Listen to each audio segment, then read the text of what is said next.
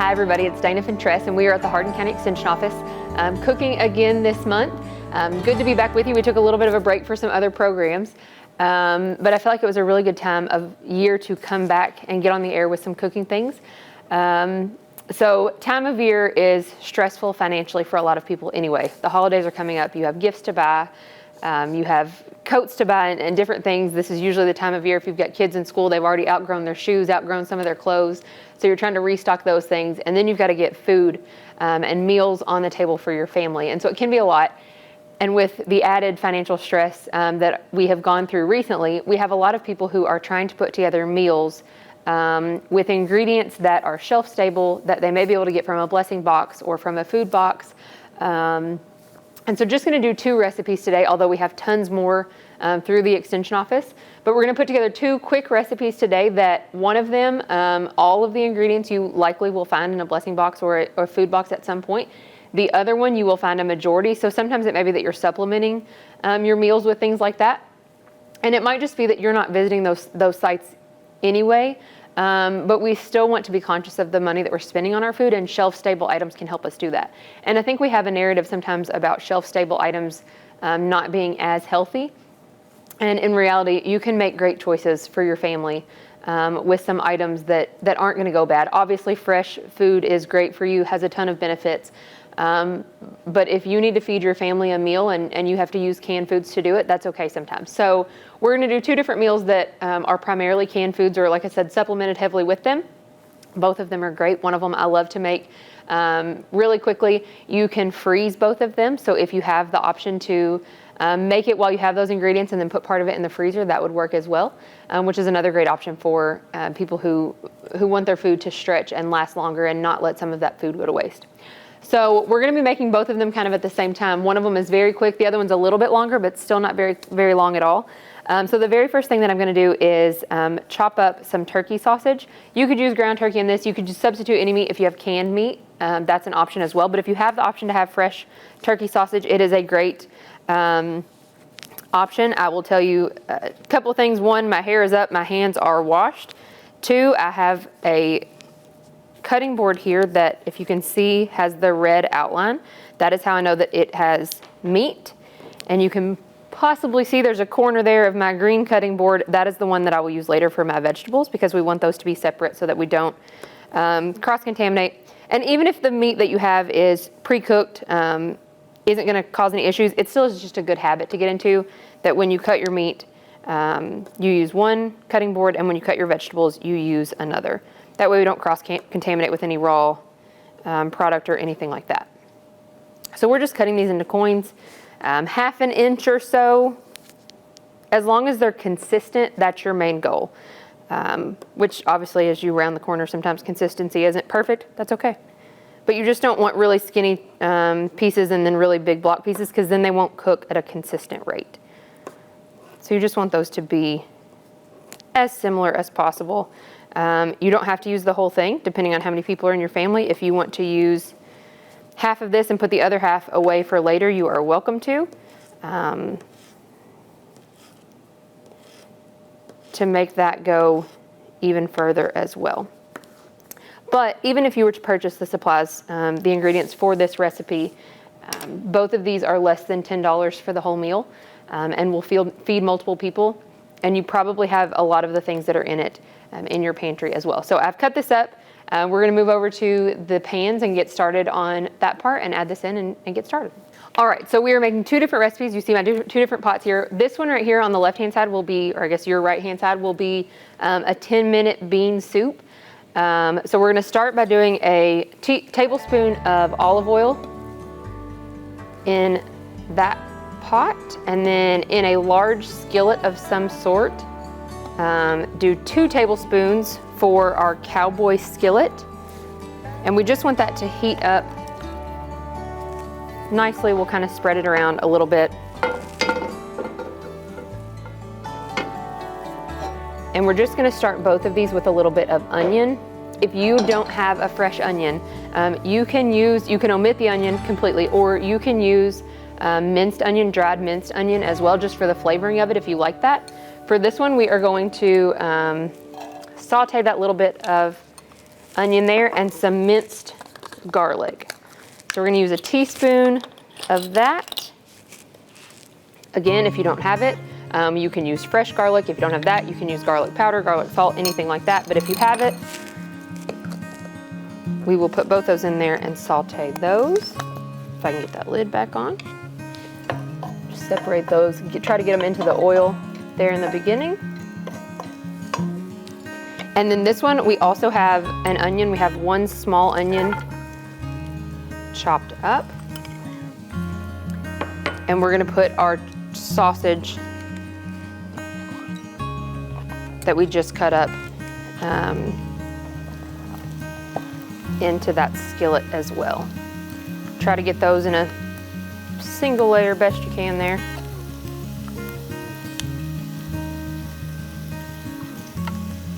To get those started cooking. Those will take about 10 minutes to cook. They'll probably be a little bit faster on this skillet because this is a gas stove, and so it cooks a little bit more quickly. But you'll be able to kind of tell what you're doing there. And then we'll add in some other things to that later that are gonna make sure that that is fully cooked as well. We're just gonna mix that around.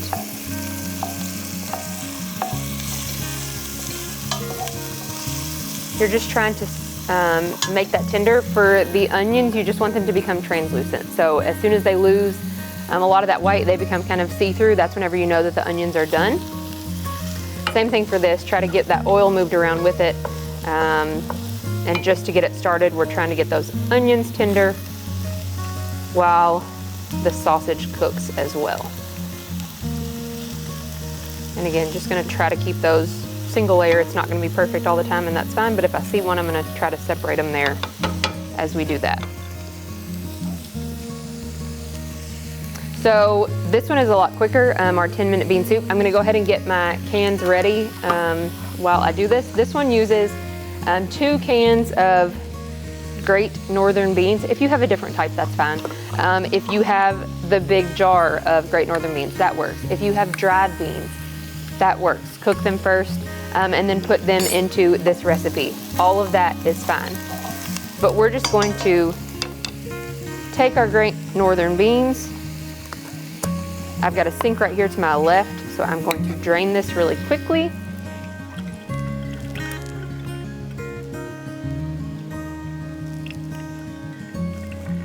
If I want to rinse those as well, I can. Depends on the day if I rinse or not. Hear that liquid. Immediately get started in there.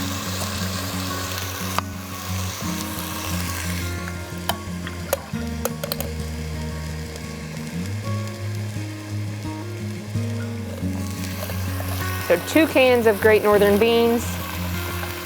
Then it calls for a can of diced tomatoes that have the basil, garlic, and oregano in them. I'm gonna turn this down just a tad while we got it in there. If you cannot find, sometimes the grocery store has that, sometimes it does not. If you do not have, or if you just already have a can of diced tomatoes that do not have those spices, that is perfectly fine to use those. If you also have those spices, just add that in, which is what we're gonna do. So I happen to have all of those spices in the pantry. So we are using a can of plain diced tomatoes, if my can opener here will work. There we go. And then we're just going to add the rest of those spices in. I might have to go around this a couple times. We'll see if that got it. Because I don't know that it did. All right. have to run and try to grab another can opener. There we go.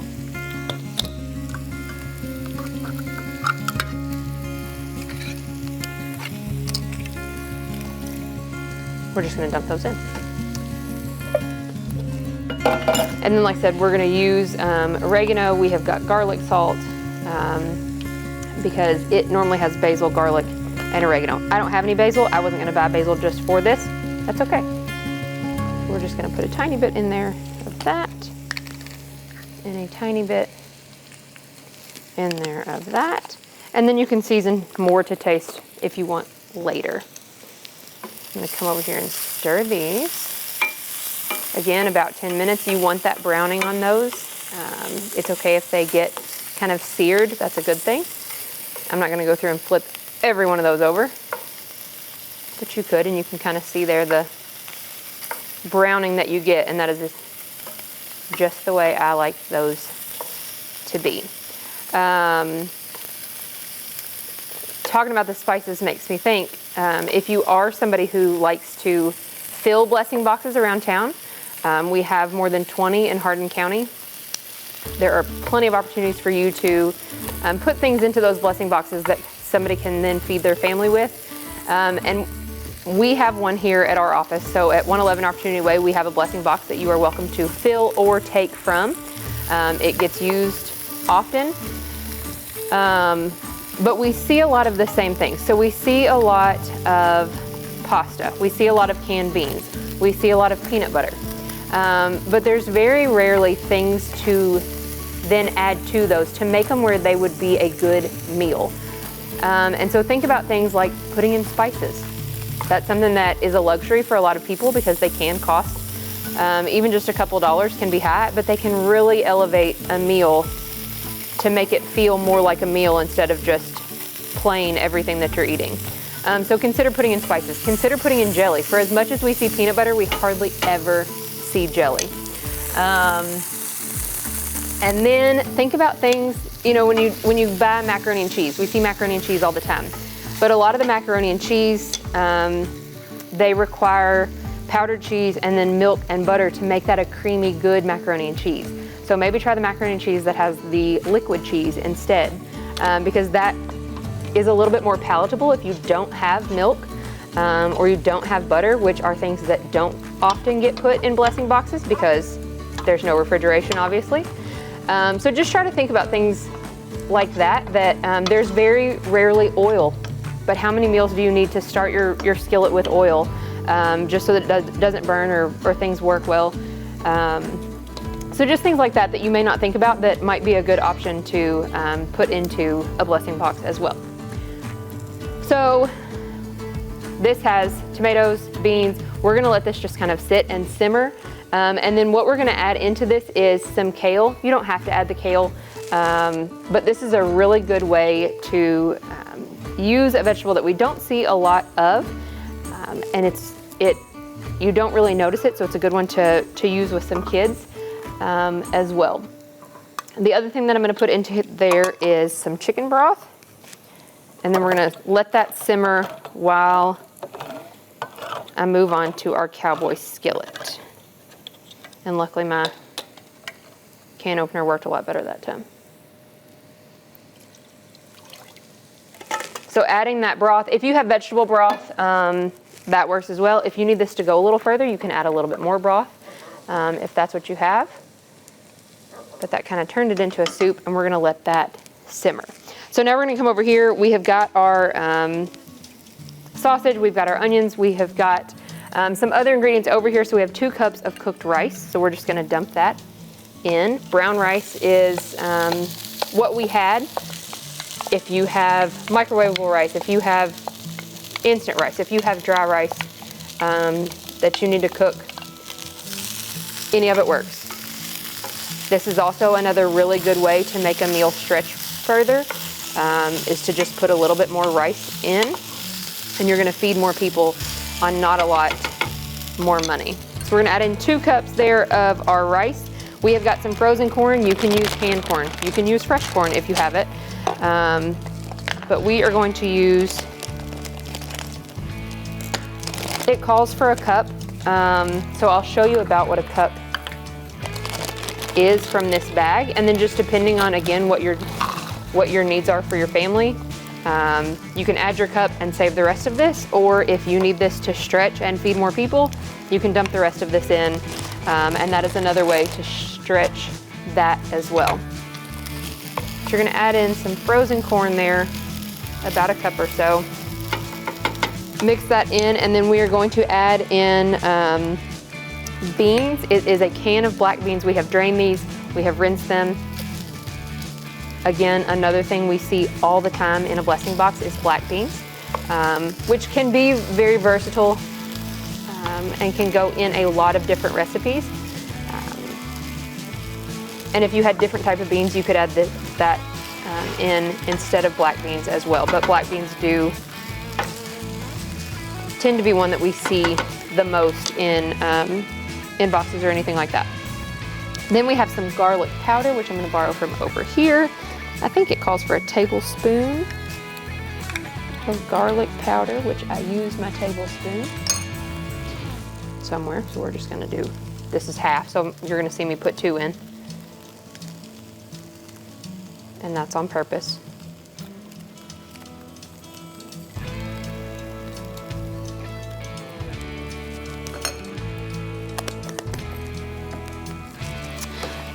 And then we have got a bell pepper. Again, you can omit this if you don't have it, or if you have a different vegetable you want to toss in. If you want to use a different color vegetable, whatever it is, all of those are allowed.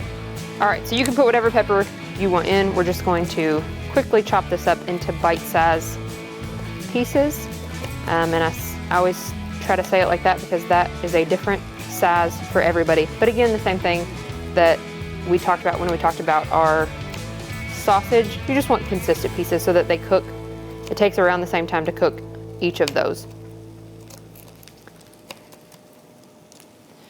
And you can add in as much or as little of this bell pepper as you want.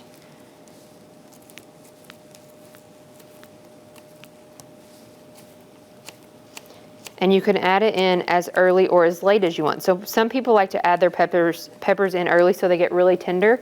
I like my peppers to still have a little bit of a crunch. So I could have pre-chopped this and added it in as soon as I added in all of that corn, the beans, things like that, because you need that to sit for about 7-ish minutes. While it does that, I like to chop my peppers while that's starting cooking because I like my peppers to have crunch. That is completely personal opinion.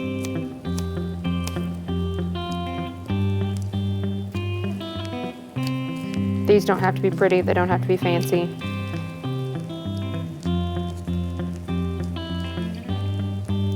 I'm going to use about probably a half.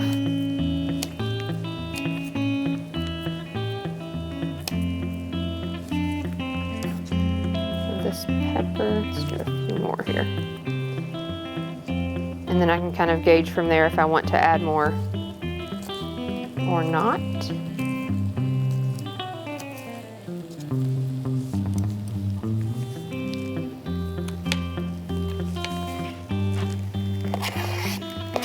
Add in about a half pepper for now.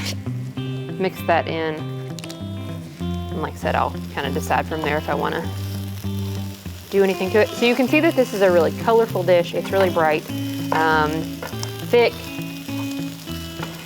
It's going to be very filling and will feed a lot of people in just this one skillet meal, which again, if you know me, I like as few dishes as possible. So I've got a spoon, a cutting board, a knife. And that's basically it for this dish, and I really like that about it. Now, this dish, if you read through to this, you can add salt. I actually had garlic salt, so I'm not gonna add additional salt instead of just garlic powder. I'm gonna stir my soup real fast. And then you can add pepper to taste if you want. The other thing that you can do if you have is you can add eggs on top. So you can serve this just the way it is right here. Or you can kind of layer this out flat, and then you can crack an egg over this, and you're gonna cook for about 3 more minutes while that egg Hardens to your liking, whether you like over easy, over medium, over hard, whatever it is. Get that egg finished the way you want, and then that can be a meal with the Cowboy skillet underneath and the fried egg on top. So that is an option for this meal that could make it go even further and add that extra protein source. If you don't have eggs, or you don't like eggs, or you just for whatever reason don't want to add that, this is a complete meal as is, just like this. So this is called Cowboy skillet. It is on the Plan Eat Move website.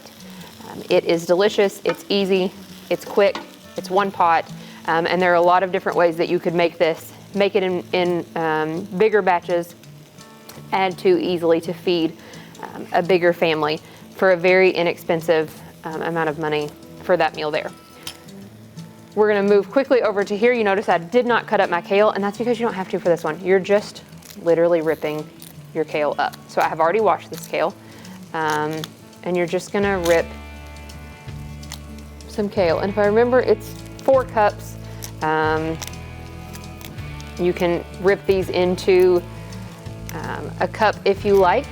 If you are me, you're going to, I'm not gonna buy an extra bunch of kale just to get to that 4 cups. If I have excess, then I'm gonna do that, but I'm gonna take whatever is in the bunch at the grocery store or at the farmer's market if it's that time of year when you're making this, and I'm gonna rip that up. If you want to be exact and follow the recipe and do 4 cups, you are welcome to, but just try to get those into, again, bite size. Since it's a leaf, you do want it to be, you do want to make sure that you are ripping those up and they're not humongous into your soup. I just dropped one that was a little bigger than I would want. And then we're just gonna stir that in here in a minute.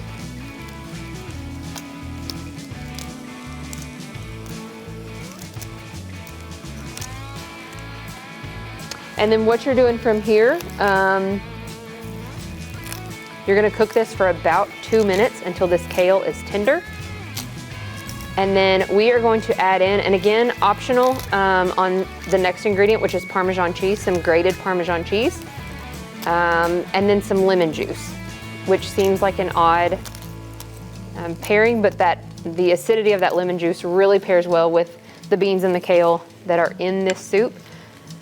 This is one of my favorite, just quick, easy things to make if I have a meeting or I need something last minute.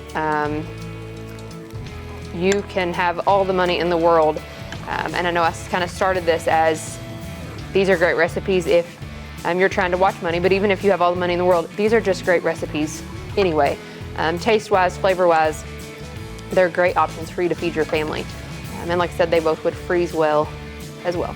So again, trying to get that all in that hot water, hot liquid, it's not water, that hot broth to get that tender. And then while we get that tender, we're gonna measure out, we need a ½ a cup of grated Parmesan cheese.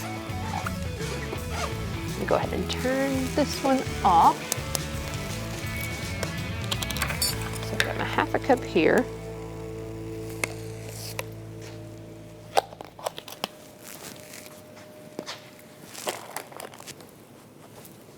And so what you would want to do for this one in particular, you want to cook it this way, and then just before you're ready to serve it, put in your lemon juice and your Parmesan cheese. So it's not something you have to put in ahead of time. You can, but if you wanted to freeze it like this and then get it out and then add this right before that, you are able to, but it's ½ a cup of Parmesan cheese and a tablespoon of lemon juice. So here's my ½ a cup. I'm gonna go ahead and do it just to kind of show you, but you would just heat that soup back up if you had frozen it or had it in the fridge and you were going to serve it later. Heat that soup back up. You even could add your kale right before serving as well. Let that kale simmer for about 2 minutes and then add in your soup. You can see it kind of thickens that up as that Parmesan cheese goes in. Turns that clear broth into